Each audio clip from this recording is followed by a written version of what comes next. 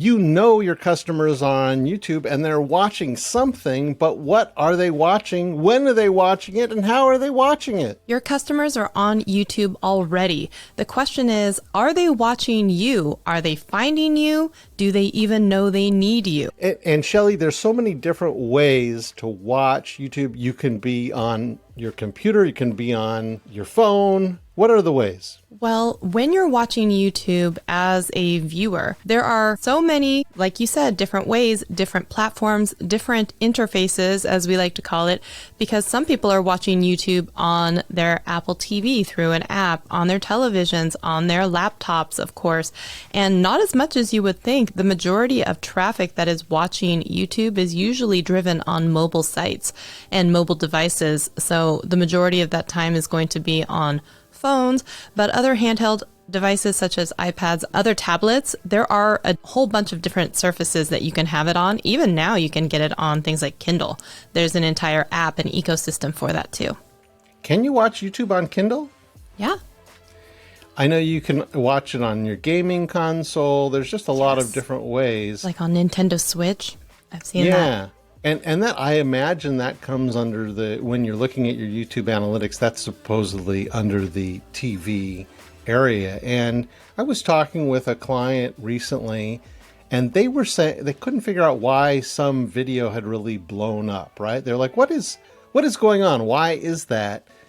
And I said, you know what? It turns out people love watching your content on TV right before they go to bed. It's something that's very, very visual and enjoyable. It's really supplanting like late night television or whatever they used to watch. They're just watching it on their TV. They're watching YouTube there.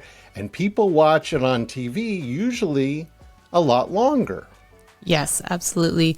The statistics will show, even though there isn't as much usage of it, the watch times are sometimes triple the amount that you might get in length and session duration than on other types of interfaces, probably because you're so distracted. And a lot of the time with televisions, it's going to be autoplay into the next thing. And for you to get out of it, you physically have to pick up a remote or do something, right? Just as the same, it's the Netflix effect where they let you play a series and they're like, are you still awake? Are you okay? Are you still watching? It's the same thing with YouTube. Do that? It used to do that for me. It used to say, hey, bro, are you asleep? Are you still watching? Yeah, and I feel like YouTube has the same type of thing because with autoplay and going on to related type of content, a lot of the time people are interested and they'll just keep watching it, similar to, you know, when you would kind of zone out and just watch television. People are doing that, but with YouTube as their network cable provider, basically. But let's put ourselves in the shoes of the customer. We're all customers for something, right? We're all customers for something. So when you find yourself on YouTube, sometimes you don't even go to YouTube. You might see it, you know, someone might send you a link. You might see a link in an email embedded on a website, maybe from the business that owns that channel, maybe from an entirely different place. You might see it in YouTube. Now you found yourself, in Facebook. Now you found yourself on YouTube. You're a customer for something, maybe many things. And when I say customer, I mean you potentially are going to buy something at some point. Maybe today, maybe some other time. So I may be going out of my way. I may have the mission of searching for something. I'm actually actively shopping by looking for reviews or how to use a product. On the other hand, I may be just looking for entertainment or to inform myself about something. I may be watching news. I may just be having fun, right? So there's a lot of different states that someone comes into when they come to YouTube, right, Shelley? Absolutely. There are a lot of different phases for that customer in their sometimes purchasing journey. Sometimes I've purchased something and I don't know how to use it and I need to make the most of it or else I'm going to return it journey. There's a lot of that. And when they're doing investigation, and it's so interesting, the waves and cycles that happen. So if you look at the consumer electronics world, a lot of the time there are going to be a lot of videos that surface and a lot of content that happens around certain things that happen in calendar times of the year. So not only is it going to coincide with Google I/O or WWDC or the back to school phase or those types of things that are always kind of cyclical in their nature. But then it then also becomes in a calendar of dads and grads is happening. What are the best presents for Father's Day? What are the best presents for, for people for Valentine's Day? And so almost all of the time you'll be inundated with these things, and people, marketers, businesses all know when these things are happening. And so they also, if they're smart, are tending to create content around that so that people can be given and served that content right when they would be in that mood to hopefully be influenced or purchase. Right. The YouTube algorithm is looking for videos to serve you. They've approximated based on your own watching history and watching history of people that are similar to you. So some people have watched videos like the videos you're watched, so they'll say, well, people like who watch videos like Shelley does. Shelley loves crafting with rubber bands. So let's find someone else who likes crafting with rubber bands, and we think that they're going to both be interested in Harry Styles videos or whatever the case may be, right? So let's serve them more. And then when you don't watch it, they make a partition in that algorithm for you and say, no, she's not into Harry Styles. Let's move on. Send her something else. And so the algorithm is constantly searching for what you want, what they think you'll watch the longest. And there's another algorithm. Well, there's multiple algorithms, but one of them is a free algorithm and one is a paid algorithm. So the algorithm is also looking for people to put ads in front of that share a particular interest and will watch a video and potentially click. People in our industry are usually in one side or the other. They're in the organic side or the paid side, and usually not both. I happen to be in both. I think there's not a lot of conversation between those two groups of marketers. What do you think? Is there conversation between the two marketers? I think that those two sides of the YouTube business, they don't talk a lot. I think if you're a person who works on YouTube ads, that's just you, and you're not someone who's in channel growth, and vice versa. I can agree with that to an extent, because a lot of the time for marketers and people who are running those ads, it's really so much more, not so much about audience growth, and it's about participation in the ad, longevity of the watch time, or the conversion into the click and sale. So a lot of the time, those two are in opposition to each other, because success means different things to both of those groups of people. So I could agree with that. I would say perhaps if you could find a channel or type of channel and content that kind of aligns with what you would want to have in market growth, and you can supplant it with all of your ads, that might be that match made in heaven where people are paying much more to be in front of those tried and true type of avenue and content, or even channel. So I could see that being the case. Yes. So I'm a business. I want to have people find out about me. I want them to buy from me. I want to create a relationship with them on YouTube through me making videos that are entertaining and helpful. And they sort of say, I'm a Kia car type of person. That's my person because I love their videos and I feel okay because Dane is advertising Kia and I like Dane.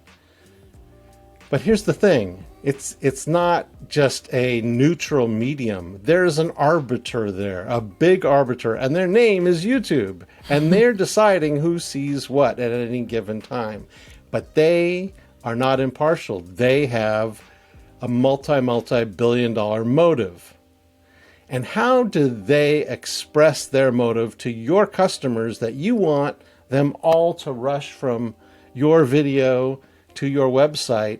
But what is really YouTube's motivation that you have to take into account? YouTube has the motivation these days to keep viewers on the platform for as long as possible, to be able to serve them as many ads and keep them on the platform as possible. Their customer, if you think about it, is not always the viewer. Their customers are the people who are buying advertising. And the way, it's like picking their show, what they're chasing is the advertising dollar, and they're hoping to do it and have that balance between how much a customer of, the service of YouTube is actually willing to endure before clicking out, leaving the platform, being angry, all of that kind of thing. So if you think about that, and that's going to change. And that's going to change. It's not just one thing. It's going to change depending on the time of day. I watch YouTube throughout the day very differently.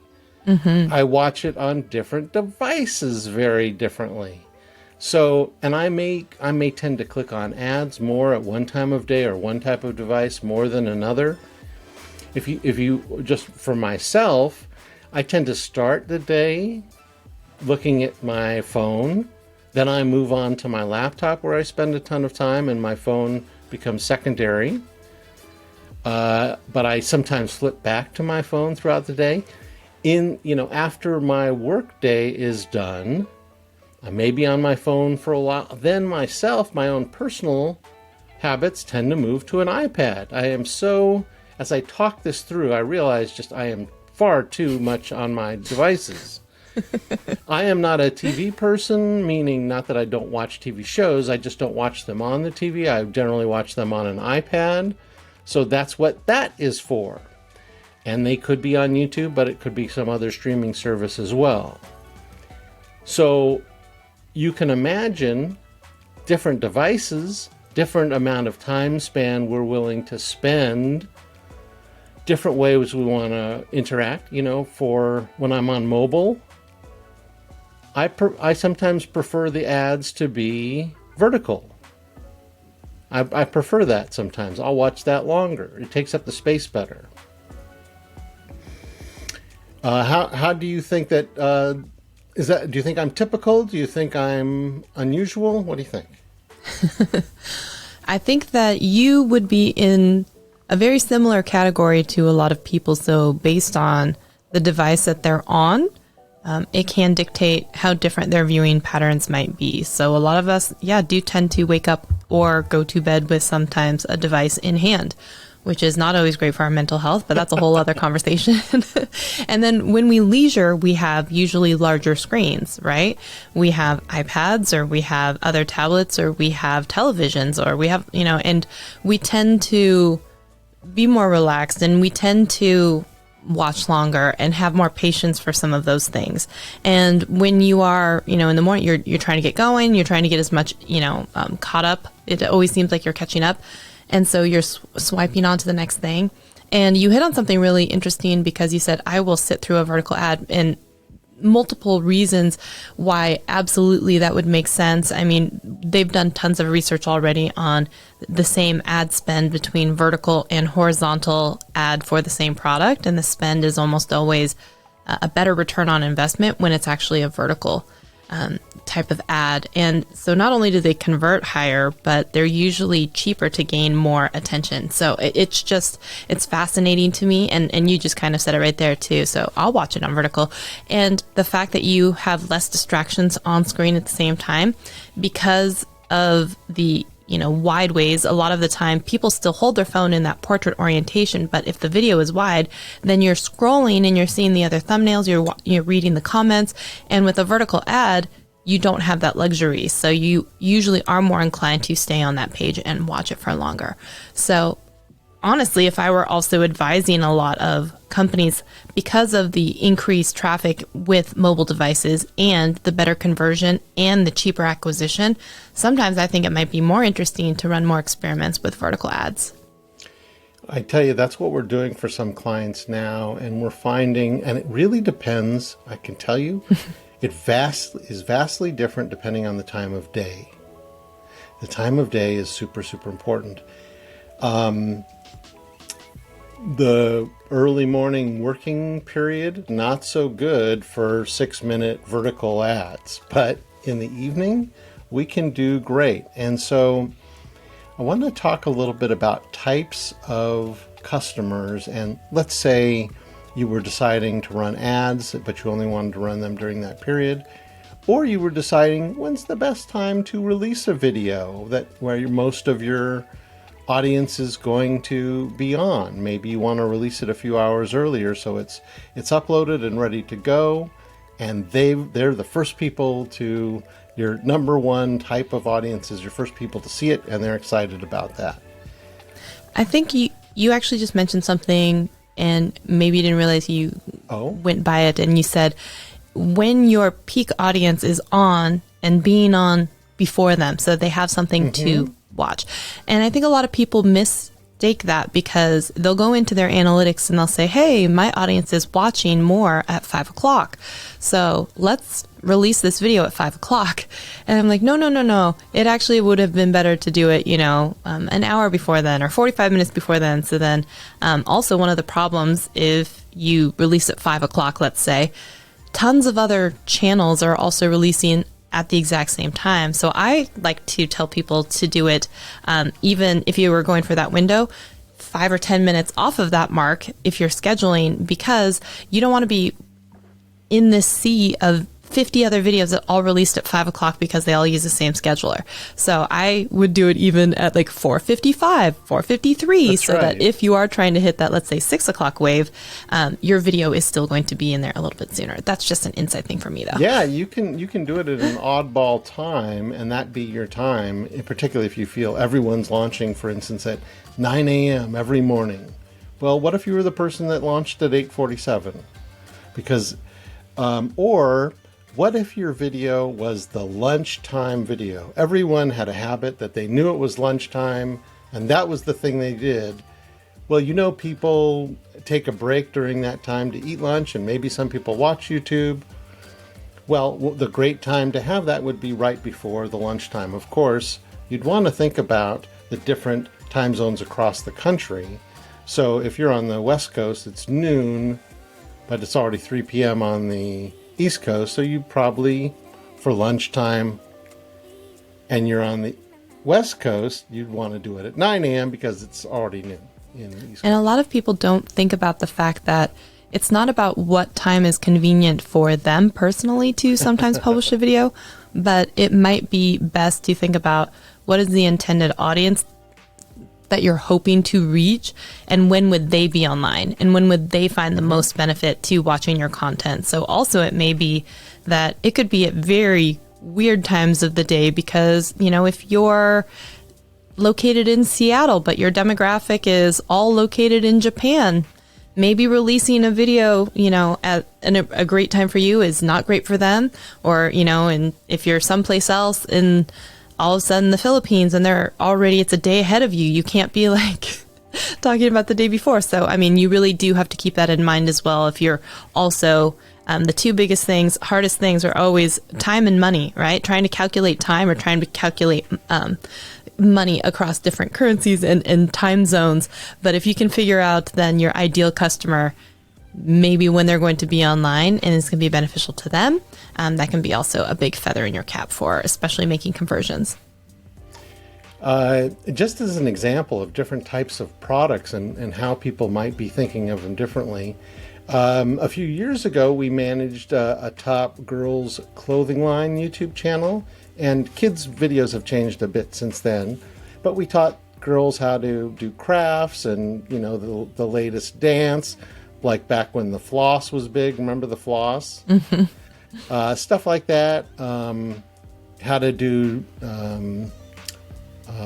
gymnastics and, hey, look at this backflip or whatever the case may be.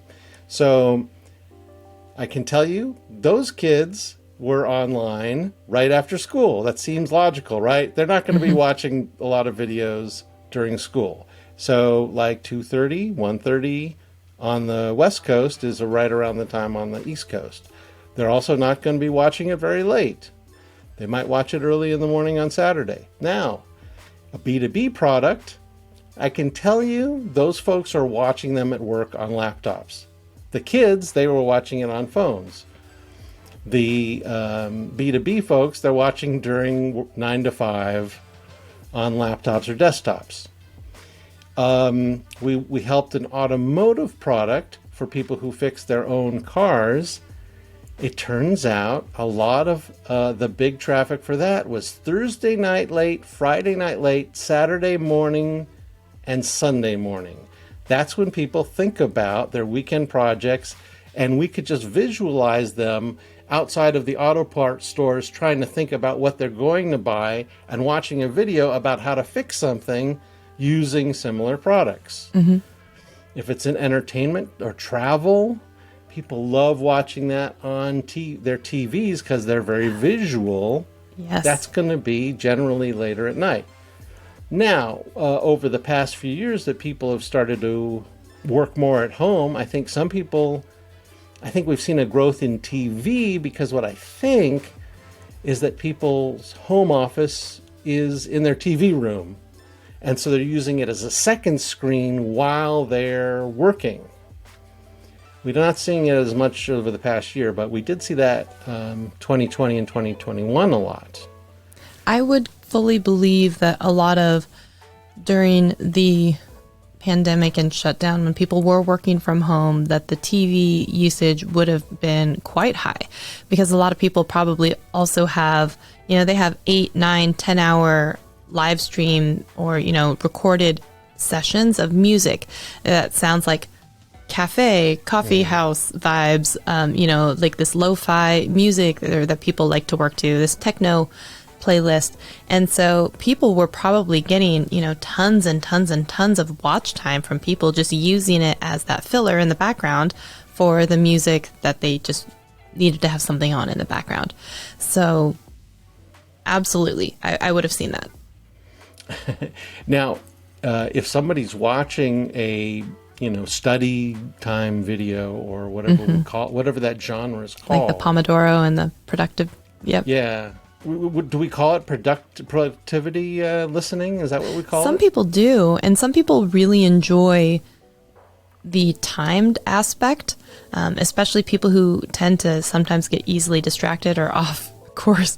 They'll know, like, hey, just for, the 15, 20 minutes until this timer for Pomodoro goes off, like, we are just heads down working. But they also don't feel alone. Someone else is also studying or working or doing the same thing. And so they get to do that at the same time simultaneously with someone else. And then, it's like, okay, let's stretch and let's, do this breathing exercise. And then it's like heads down again. And they kind of get their focus time in. I'm lost here. I'm lost. What I'm confused about is, are you saying that it's a live stream that's broken up into 20-minute increments or something, so that at 5 o'clock we're studying until 5:20 and then we take a 10-minute break and everyone's doing it at the same time? Is that what you're saying? Sometimes, yes, there is simultaneous. And sometimes it's already recorded, or maybe it was live, but people follow along with it as if it's live. But what I hear you saying is that it's music and they sort of have a signal or some sort of bong. Sometimes there's a timer or a ding, or sometimes there'll just be a visual or like vocal type of cue that says, okay, now everyone's going to stretch for 5 minutes or whatever it is. I didn't know that. Well, if you were, thinking of your customer again, if you're someone who's selling productivity software, it may be a little bit disruptive to the poor people who are trying to focus, but great advertising on that live stream. It's a very targeted market. Even though something like that, what if they don't have YouTube Premium, so they're getting interrupted with ads, and they're like, I'm just trying to get into my study flow, or imagine you're in a meditation type of thing. Yeah. Then all of a sudden it's like, breathe deep, and then all of a sudden a loud advertisement comes in and ruins it, or an ASMR channel. So then what you all of a sudden are selling, maybe it's a service where it's like the Calm app where you have that and people are buying a subscription to it, and then they'll be able to have that timed type of experience without the interruptions. So, that could be your service, or you could have, of course, something else. You could be leading the meditation or hypnosis or whatever for your clients, if that is your business as a service. And even though you could have a free version that's online, you could have the uninterrupted ad-free, kind of like freemium type of content that you're selling as a subscription as well. So even that example of that, you could still turn into a business. Yeah, and so I think that the story today is for the audience is that really think about your ideal customer and what types of things they might be doing on YouTube, what times of day, what devices, what types of content that they might be watching. Here on YouTube, we generally call that your customer avatar. What are they doing? You might even have a name for them. Elsewhere in the marketing world, sometimes they call that your customer persona. It's essentially the same thing. It's supposedly there's some difference, but I don't understand the difference. So persona or avatar. Now, when we think about the customer, and it's so important as marketers, as business owners, and a lot of people stop at that demographic. And I've said this example before, but it really is then about the psychographics, which is really what we're diving into as well. You know, where are they watching, on what device, why, like what is influencing it, like, you know, the different times of day affecting their mood. That's really getting into more than just, you know, it's this type of person and they live in this geographic area, right? And we talked about Ozzy Osbourne and Prince Charles, or now King Charles, let's say, and they're both, let's say, you know, men, divorced, remarried, British, but they have very different wants, needs, and lifestyles. And so it's very much the same when we think about that in terms of then our advertising, how we target, where we target, when we target. And if you don't have those questions, if you don't dig into more than just where do they live, but why are they doing this? What is motivating them? Why right now? You know, those are the questions that if you want to have either a successful campaign or a successful business, if you don't understand your customer, you're not going to be able to have that repeat customer be attracted to you and find your product desirable. But if you do want to target within 1 kilometer of Buckingham Palace, you have a very targeted audience for your YouTube ads, and that is a possible thing to do. But we'll cover that on another day. Shelley, how can people find you until next week? You can hang out with me on YouTube under Shelley Saves the Day. And I'm Dane Golden from VidAction. You can find me at talktodane.today. Until next week, here's to helping you help your customers through video.